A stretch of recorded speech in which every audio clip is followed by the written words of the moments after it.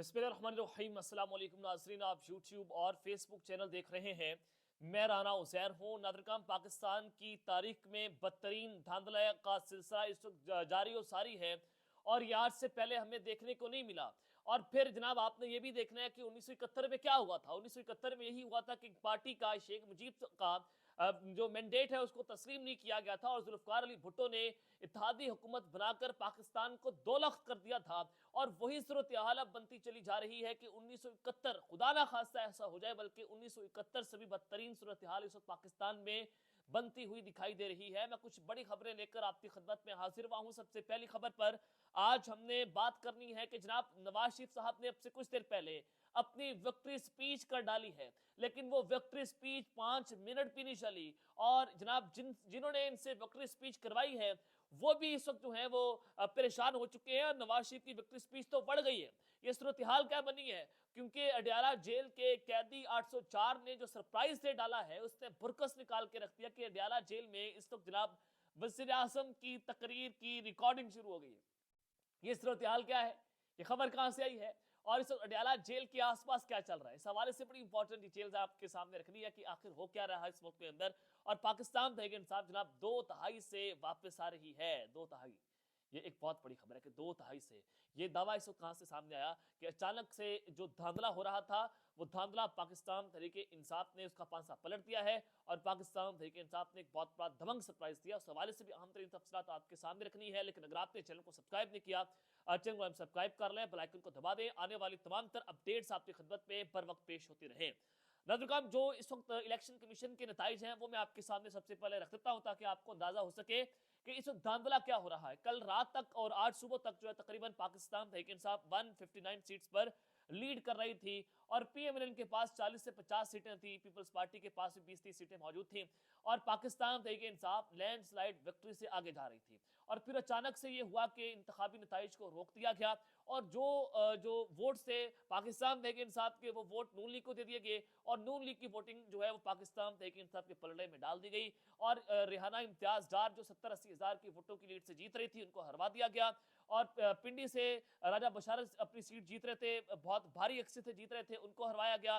राणा सलाउल्ला अपनी सीट हार चुके हैं और ये बदतरीन शिकस्त उनको वहां को देखने को मिली है। नवाज शरीफ साहब अपने रवायती हल्के में हार रहे थे डॉक्टर यासीन राशिद साहिबा से और वो वहां से भी धांधली करवाकर जीत गए। हमजा शहबाज जो है वो भी धांधली से आलिया हमजा से जीते हैं। तो लाहौर के अंदर जो भुरकस निकला है पाकिस्तान मुस्लिम लीग नवाज का वो आज से पहले आपको देखने को नहीं मिला होगा। लेकिन उस सबके अंदर खबर यह है कि कौमी असम्बली की 14 नशिस्तों पर एमकेएम की कामयाबी की इतलात मिल रही हैं और फारूक सत्तार जो है वो दावा कर रहे हैं कि हमारा जो हदफ है वो 18 नशिस्तें हैं। अब आप अंदाजा ये लगा सकते हैं कि जो एस्टैब्लिशमेंट बैक पार्टीज हैं उनको पार्टी इस वक्त सीटें वो ज़्यादा दी जा रही हैं ताकि उनको किसी भी वक्त जो है वो आगे पीछे किया जा सके। और आप सबको पता कि एमकेएम की डोरें जो है वो कहाँ से हिलती हैं। पिछली बार इनके पास 6-7 सीटें दी, इस वक्त इनके पास 18 सीटें मौजूद हैं और अब ये ब्लैकमेलिंग के लिए इस्तेमाल की जाएंगी। और फिर दूसरी जानिब सेनेटर है नून लीग के मरकजी रहनुमा है इरफान सदीकी साहब, उन्होंने एक बहुत बड़ा दावा किया। उन्होंने कहा कि कौमी असम्बली में 60 खवातीन 10 अकलियती मखसूस नशिस्तों का बड़ा हिस्सा नून लीग को मिलेगा और मुस्लिम लीग नून वफाक की सबसे बड़ी अक्सरियती जमात बन जाएगी। अब जाहिर है पाकिस्तान तहरीक इंसाफ पार्लिमानी पार्टी नहीं है और वो उनके उम्मीदवार इंडिपेंडेंट है, तो उनको ये ना तो अकलियती नशिस्तें मिलेंगी और ना ही वो उनको जनाब खवातीन की नशिस्तें मिलेंगी।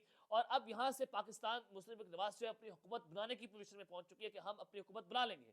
अब पाकिस्तान तहरीक इंसाफ के पास प्लान डी ये मौजूद है कि वो फौरी तौर पर वादतुल मुस्लिमीन की जमात जो है उनमें शिरकत कर लेंगे और फिर वहां से एक बहुत बड़ा उनको सेटबैक ये मिलेगा कि उनको भी खवातीन की नशिस्तें मिल जाएंगी और अकलियती नशिस्तें भी जो है वो वहां से पाकिस्तान तहरीक इंसाफ को मिल सकती हैं। लेकिन फिर इसहाक डार साहब जो है वो ये दावे कर रहे हैं कि कुछ आज़ाद उम्मीदवार जो जीते हैं वो नून लीग में शमूलियत के से राब्ते कर रहे हैं, लेकिन हम जो है वो किसी के ऊपर प्रेशराइज नहीं हो रहे। अब सबसे अहम बात यह है कि फॉर्म 45 जिन एमएनएस को मिल गए वो फौरी तौर पर जो है मखसूस मकामात पर मुंतकिल हो जाए। उनकी गिरफ्तारी के लिए एक बहुत बड़ा क्रैकडाउन इस वक्त शुरू हो चुका है और उनको गिरफ्तार करके उनसे फॉर्म 45 जो है वो छीना जाएगा और फिर अपनी मर्जी के रिजल्ट्स को मजीद अखज किया जाएगा। तो यहाँ पर पाकिस्तान तहरीक इंसाफ को एक बार फिर से जो है वो अंडरग्राउंड होने की जरूरत है। उनके उम्मीदवारों को, उनको कैंडिडेट्स को, जो कैंडिडेट्स जीत चुके हैं उनको फौरी तौर पर जो है वो चुप जाए, अपने फॉर्म 45 को जो है वो महफूज मकामात पर पहुंचा दें ताकि इनको कुछ चोरी ना कर सके। एक सूरत हाल तो ये है। और कैसरा लाही चौधरी परवेज लाही साहब की एहलिया हैं, उन पर सीधी गोलियां चलवा दी गई हैं। और शांगला से खबरें आ रही हैं कि सीधी गोलियां वहां पर पुलिस चला रही है, क्योंकि पाकिस्तान तहरीक इंसाफ के प्रोटेस्टर्स वहां पर प्रोटेस्ट कर रहे हैं। और गुजरात के अंदर भी पीटीआई इस वक्त बाहर निकल चुकी है। सरगोदा से जो सूरत हाल है कि जहां पर भी पूरी पीटीआई जो है, उन्होंने सरगोदा को इस वक्त जैम पैक कर दिया है कि पूरी आवाम इस बाहर सड़कों के ऊपर निकली हुई है। तो आज से पहले ये इनकलाबी मनाजिर हमें देखने को नहीं मिले हैं। अब सबसे पहले सवाल ये बनता है कि पाकिस्तान मुस्लिम लीग नवाज को इशारा कहां से मिला है। पाकिस्तान मुस्लिम लीग नवाज तो अब तक ये नशिस्तें हार रही है, और जो रिजल्ट्स हैं वो सबसे पहले आपको बता देता हूं कि जो पंजाब असम्बली के रिजल्ट्स हैं वो 127 नशिस्तों पर पाकिस्तान तहरीक इंसाफ आगे है, नून लीग 126 नशिस्तों पर आगे है, और 10 सीटों पर पीपल्स पार्टी जीत रही है। और दूसरी जानिब कौमी असम्बली की नशिस्तों पर 91, पाकिस्तान तहरीक इंसाफ 64 सीटों पर पीएमएलएन आगे है, और 50 सीटों पर पीपल्स पार्टी आगे है। अब यहाँ पर पीपल्स पार्टी जो है वो एक बहुत बड़ा सरप्राइज भी दे सकते हैं। 50 सीटें जो है मायने खेज है पीपल्स पार्टी की। और आपने ये देखना है कि जब रात को अचानक से नताइज बदलना शुरू हुए, कि रात 2 बजे के बाद जो है वो नताइज बदलते हैं, कि जब 11 बजे चीफ इलेक्शन कमिश्नर अपने दफ्तर से निकलते हैं विदाउट एनी प्रोटोकॉल, और रात को 2 बजे अपने अकबरी दरवाजे से बाहर निकलते हैं, और फिर आरओ को जो हदायत दी जाती है कि फौरी तौर पर कमरों से अपने हदूद से जनाब मीडिया चैनल्स जो हैं उनके सहाफ़ियों को निकाल दिया जाए, और फिर बदतरीन धांधला किया जाए। और फिर बदतरीन धांधला होना शुरू भी हो गया। और यहाँ पर सीनियर सहाफ़ी शहजाद इकबाल साहब जीएनयू से मुंसलिक है। उन्होंने दावा किया कि कुछ लोग पूछ रहे हैं कि नताइज कैसे बदले। उन्होंने जवाब दे दिया कि 12 घंटे तक गायब रहने वाली मरियम औरंगजेब सुबह 5 बजे अचानक से टीवी पर आई और कहा कि नून लीग जीत जाएगी, और फिर नून लीग जीतना शुरू हो गई है। जनाब ये आपके लिए समझना जरूरी है कि ये तकरीबन 12 घंटे से मरियम औरंगजेब गायब थी, और उन्हीं को आज नवाज शरीफ ने अपनी विक्ट्री स्पीच में मुबारकबाद पेश की है कि ये क्योंकि गायब थी, ये कुछ मेहनत कर रही थी, और इनकी मेहनत का फल आपके सामने है कि 5 बजे वो टीवी पर आई है कि नून लीग जो है वो अब जीत जाएगी। तो उसके बाद फौरी ये हुआ कि नून लीग जो है वो जनाब जीतना शुरू हो गई है। और कुछ अपनी ज़मीर की आवाज़ भी सुन रहे हैं रिटर्निंग ऑफिसर्स। एक हल्का एनेस्तासी के रिटर्निंग ऑफिसर हैं अहमद सुहेब, उन्होंने अपनी मुलाजमत से इस्तीफ़ा दे दिया है, और उन्होंने कहा कि 35 साल की सर्विस मेरे लिए बाइस फ़ख्र थी, तहम गुज़िस्ता 2-3 दिन से मेरे लिए डरावने ख्वाब जो हैं वो उससे मैं गुजरा हूँ। इस्तीफ़ा देने की तफसीलात मैं नहीं जाना चाहता। अलबत्ता मैं अपना जनाब अब काम जारी नहीं रख सकता। और ये डिप्टी कमिश्नर है एडिशनल खुशाब के अहमद सुहेब, अब इन्होंने जनाब इस्तीफ़ा दे दिया है।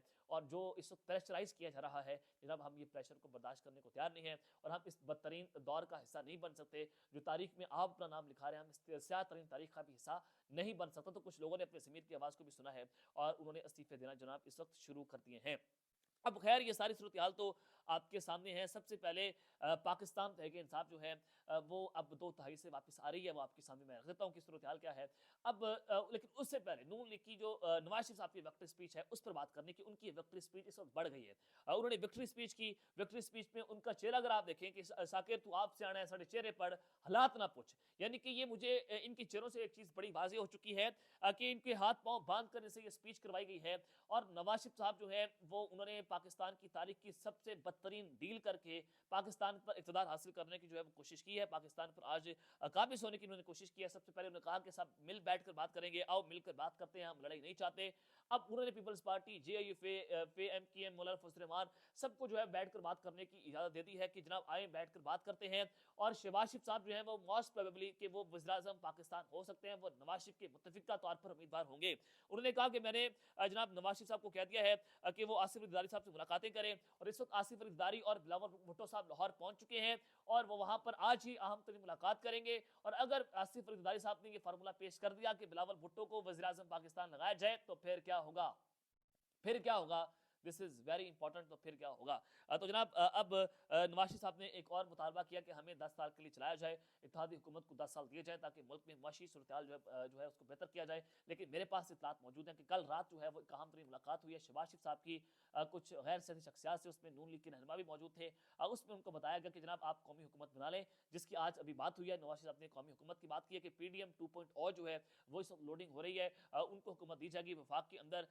ये इस वक्त जो सूरत हाल बनी है, जो उनकी विक्ट्री स्पीच है अब बढ़ गई है। अब बड़ी कैसे है, मैं आपको खबर ये देना चाहता हूँ कि पाकिस्तान तहरीक इंसाफ ने ये दावा कर दिया है कि हम वफाक, पंजाब और केपीके में अपनी हुकूमत बनाने जा रहे हैं। ये दावा जनाब पाकिस्तान तहरीक इंसाफ की जानिब से किया गया। असद कैसर साहब ने, रऊफ हसन साहब ने दावा कर दिया है।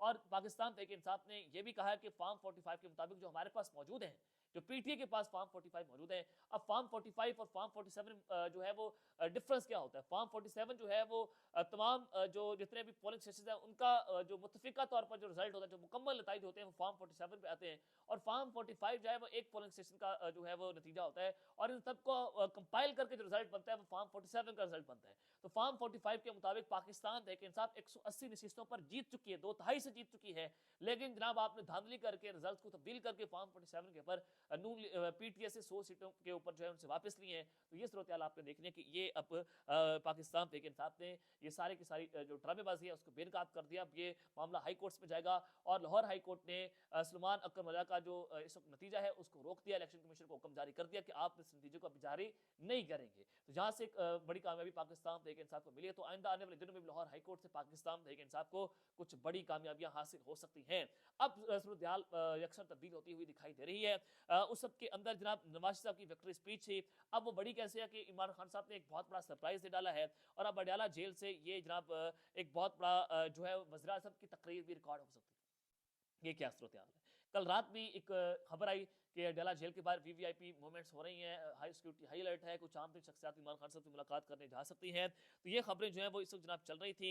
अब 1971 की तारीख जो है वो तो दोहराई जा रही है कि एक पार्टी का मैंडेट तस्लीम नहीं किया जा रहा, एक पार्टी को हुकूमत नहीं बनाने दी जा रही, कि जब तमाम तर हालांकि मोहम्मद जुबैर साहब जिनका ताल्लुक पाकिस्तान मुस्लिम की नवाज से है, उन्होंने भी ये बात कर दी कि अब नवाज शरीफ साहब को ग्रेस दिखानी चाहिए और उनको एक पार्टी का मैंडेट तस्लीम करना चाहिए। उनके पास मॉरल वैल्यूज मौजूद नहीं है, उनके पास ये अखलाकी इख्तियार भी नहीं है कि वो जनाब किसी पार्टी का मैंडेट खाते हुए अपनी हुकूमत का ऐलान कर दें। लेकिन चूंकि हुकूमत का बात हो चुकी है, तो ये पाकिस्तान की जो अवाम है उसके जनाब हक पर डाका डाला गया है, और डाका डालकर पाकिस्तान में ये एक गैर एलानिया तौर पर मार्शल लगाने की कोशिश तो वो तो हो जा रही है। तो खान साहब के हवाले से खबर ये है कि किसी भी वक्त अहम तरीन शख्सियत जो है वो इमरान खान से अडयाला जेल में मिलने जा सकती है, और अडयाला जेल के बाहर सिक्योरिटी को हाईलाइट कर दिया गया है, और ये मुलाकात किसी की भी हो सकती है, या तो ताकतवर शख्सियत की जानिब से, या फिर बैरिस्टर गौहर अली खान साहब जो है वो किसी भी वक्त अडयाला जेल में जाएंगे, और इमरान खान साहब की जानिब से एक प्लान के ऊपर काम तेजी से जारी है, और वो हदायत पास कर देंगे, और फौरी तौर पर पाकिस्तान तहरीक इंसाफ उसका ऐलान कर देगी। और ये ऐलान एक बहुत अहम ऐलान हो सकता है कि पाकिस्तान तहरीक इंसाफ जो है इमरान खान साहब की हिदायत के मुताबिक एक बहुत बड़ा सरप्राइज देंगे, और उस ऐलान के बाद भी काया पलट सकती है। ये इस वक्त सूरत हाल देखने को मिल रही है कि जो पाकिस्तान तहरीक इंसाफ के लोग जो हमें बता रहे हैं कि वहाँ से एक बहुत बड़ा सरप्राइज इस वक्त तैयार हो रहा है कि खान साहब अपनी विक्ट्री स्पीच कर दें कि वफाक में इस वक्त पाकिस्तान तहरीक इंसाफ ने पंजाब के अंदर केपीके में हुकूमत बनाने का ऐलान कर दे कि हम 180 नशिस्तें वफाक में जीत चुके हैं, और पंजाब में भी हम 2/3 से इस वक्त वापस आ रहे हैं। हमारे अदर साहब ने भी ट्वीट कर दिया, असद कैसर साहब, रऊफ हसन साहब, सब ये ऐलान कर रहे हैं कि जनाब हम जीत चुके हैं। अब ये 1971 वाली सूरत हाल उसको दोहराया जा रहा है कि एक पार्टी का मैंडेट तस्लीम नहीं किया जा रहा। अल्लाह ताला पाकिस्तान की हिफाजत में अब तक करते हैं, अपना ख्याल रखिएगा, और जनाब इस ख्याल रखने वाला निगरान पाकिस्तान जिंदाबाद।